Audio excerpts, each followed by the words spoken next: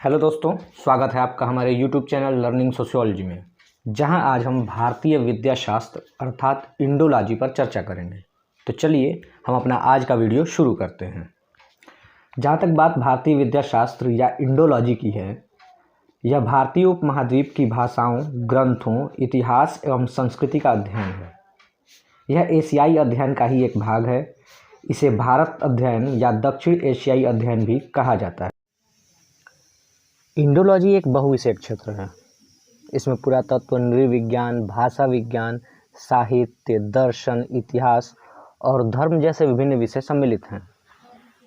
और जहाँ तक बात इसकी उत्पत्ति की है, इसकी उत्पत्ति औपनिवेशिक काल के दौरान होती है, जब यूरोपीय विद्वानों ने संस्कृत ग्रंथों और भारतीय संस्कृति का अध्ययन शुरू किया। और यहीं से भारतीय सभ्यता पर पश्चिमी परिप्रेक्ष्य का विकास हुआ, जिसे प्राच्यवादी विचारकों और दार्शनिकों ने आकार दिया।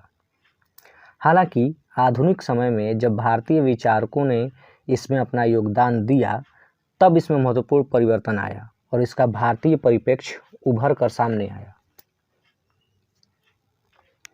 इंडोलॉजी के क्षेत्र में घुरिये का योगदान बहुत ही महत्वपूर्ण है।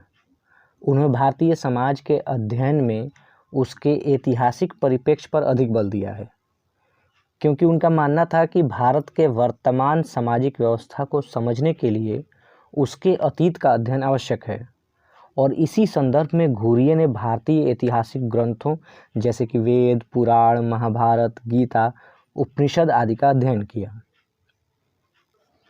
उन्होंने अपनी प्रसिद्ध पुस्तक caste and race in India में भारत में जटिल सामाजिक स्तरीकरण प्रणाली और समाज पर इसके प्रभाव पर चर्चा की।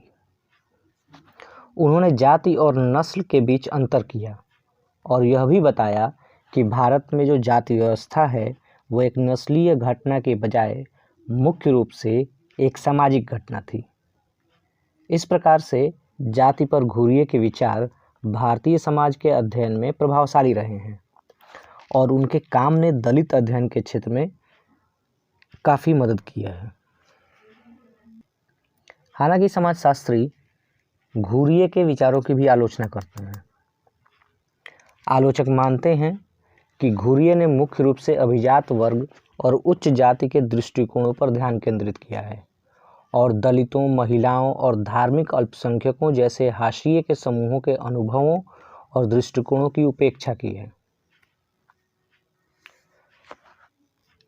आलोचक यह भी मानते हैं कि उन्होंने भारतीय समाज का अध्ययन करने का जो दृष्टिकोण अपनाया है वो स्थिर व अनिवार्य है।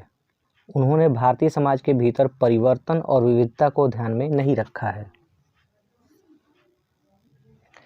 हालांकि अपनी तमाम आलोचनाओं के बावजूद घुरिये की इंडोलॉजी ने भारतीय समाजशास्त्र और मानव विज्ञान के विकास में भी योगदान दिया। उनके काम ने भारतीय समाज और संस्कृति का अध्ययन करने के लिए एक अलग दृष्टिकोण बनाने में मदद की और उनके विचारों और पद्धतियों पर भारत और संसार भर के विद्वानों द्वारा बहस और अध्ययन अब भी जारी है। धन्यवाद। आज के लिए इतना ही। मिलते हैं अपने अगले वीडियो में। तब तक के लिए जय हिंद।